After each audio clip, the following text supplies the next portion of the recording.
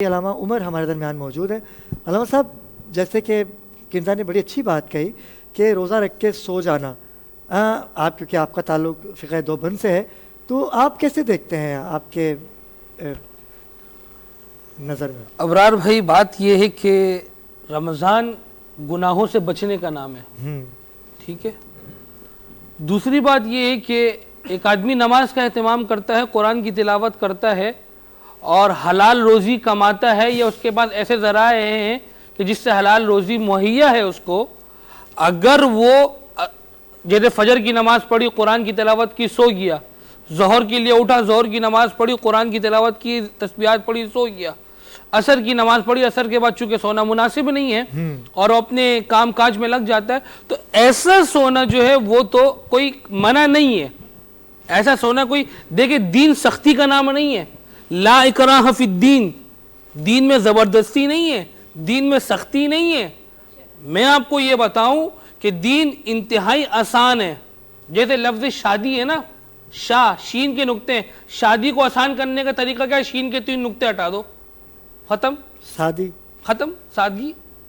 اسی طرح دین سختی کا، آج کل کے معاشرے کی نیو جنریشن نے دین کو سخت بنا دیا ہے، حالانکہ دین سخت نہیں۔ اللہ کے رسول صلی اللہ علیہ وسلم کی زندگی اٹھا لیں، انسان کے لیے جنت کی ضمانت نماز پڑھنے پر، حلال کا لقمہ منہ میں جانے پر جنت کی ضمانت ہے، آپس میں قطع تعلقی نہ ہو، صلہ رحمی کا ماحول ہو، غریبوں کی پرورش ہو، غریبوں کی وہ ہو، انسان کو بند آنکھوں سے دنیا کی اس کی جنت ہے۔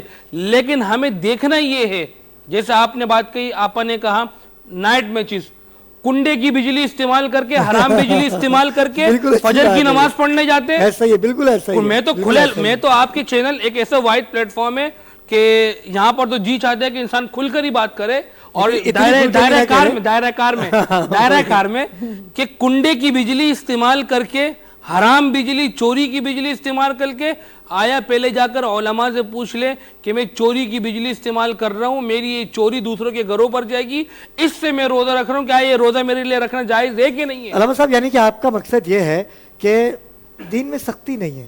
آپ نے کہا کہ عصر کے بعد وہ سو سکتا ہے، مغرب تک سو سکتا ہے، یعنی سختی تو نہ ہوئی نا، نمازیں تو 5 جگانہ پڑھی نا اس نے، ظہر بھی۔ لیکن یہاں تو یہ ہے کہ پوری رات جاگیں گے، سحری کرنے کے بعد وہ سو جاتے ہیں، ظہر بھی گئی، عصر بھی گئی، مغرب بھی اٹھتے ہیں۔ اس کے بارے میں ان کے لیے تو پھر رمضان بھی ایسا نارملی مہینہ آیا چلا گیا۔ دیکھیں نمازی ابرار صاحب، نمازی 3 قسم کے، 8 گاٹ 360، 8 گاٹ 360۔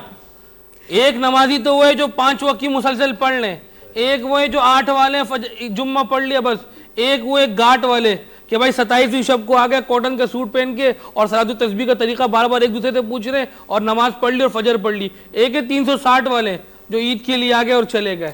تو اصل مسلمان کون ہے؟ جو 8 والا بھی نہ ہو، گاٹ والا بھی نہ ہو، 360 والا بھی نہ ہو، جو ہر وقت ہر لمحے جس کے دل میں یہ فکر ہو کہ میں اپنے اللہ کا بندہ ہوں اور میرا اللہ مجھ سے کچھ چیزیں چاہتا ہے۔ یعنی آپ کے کہنے کا مطلب یہ ہے کہ جو نماز 5 جگانہ پڑھتا ہے وہی اللہ کا پسندیدہ انسان ہے۔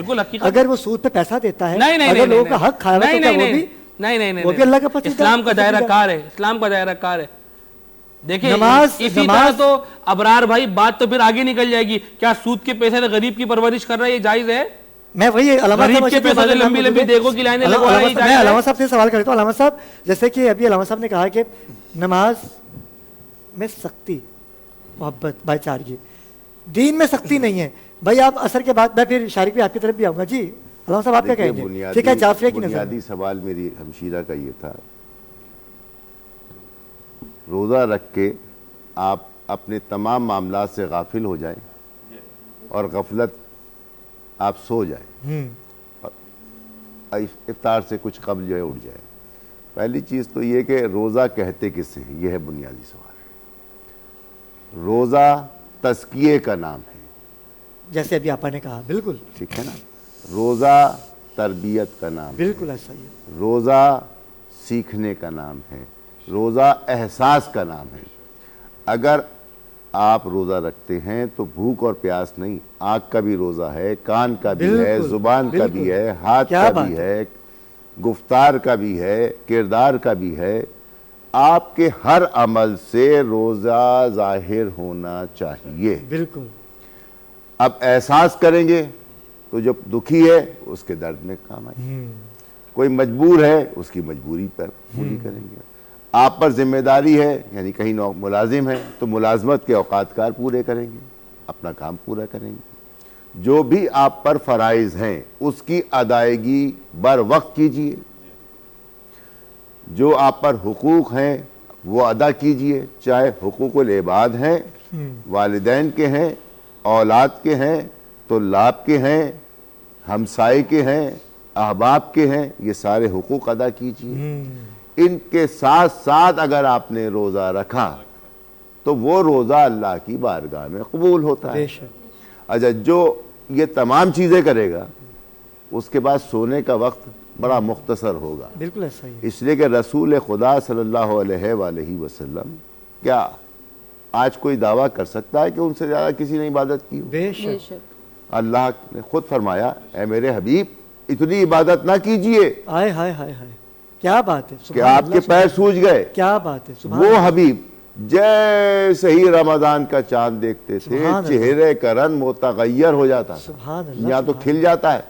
ایسا ہی ہے, تہوار بن گیا کہ ہم یہاں پر اب اگر کوئی کاروبار کر رہے ہیں تو اس سے نفع کمائیں گے 10 گنا, 100 گنا, 500 گنا.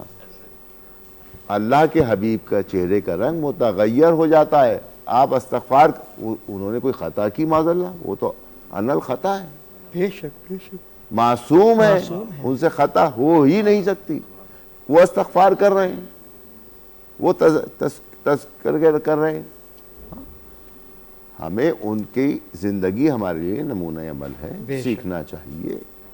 اور جب یہ تمام چیزیں کریں گے آپ تو خود بخود بہتر ہو جائے گی. جی علامہ صاحب, آپ کی نماز بھی بہتر ہوگی, آپ کا روزہ بھی بہتر ہوگا, آپ جو کاروبار کر رہے ہیں اس سے بھی خیر و برکت ہوگی. کہیں ملازمت کر رہے ہیں, جس کے بعد ملازمت کر رہے ہیں وہ بھی کامیاب ہوگا, آپ بھی کامیاب ہوں گے, برکتیں حاصل ہوں گی, جس کے لیے پروردگار نے وعدہ کیا ہے کہ مسلمان, اچھا مسلمان کا لفظ جو ہے پروردگار نے ہمیشہ سرکار کی بات کو لے کے چلتا ہوں آگے.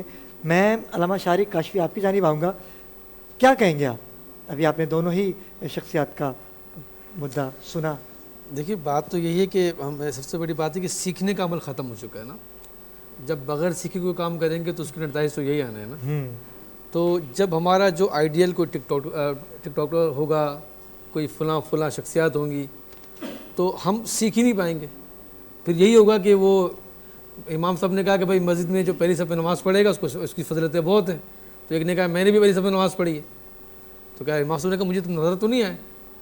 کہ وہ جو گیٹ کھلتے پہلی صف ہے نا, والی پہلی صف. بغیر سیکھے تو اسی طرح ہوتے ہیں نا. دیکھیں جب تک ہم اصحاب کو, اہل بیت اطہار کو اپنا آئیڈیل نہیں بنائیں گے, بالکل ایسا ہی. جناب ابو صدیق سے صداقت نہیں سیکھیں گے, عمر بن خطاب سے ہم نہیں سیکھیں گے عدالت کیسے لگتی تھی, عثمان غنی کی سخاوت نہیں سیکھیں گے, جناب علی سے شجاعت نہیں سیکھیں گے.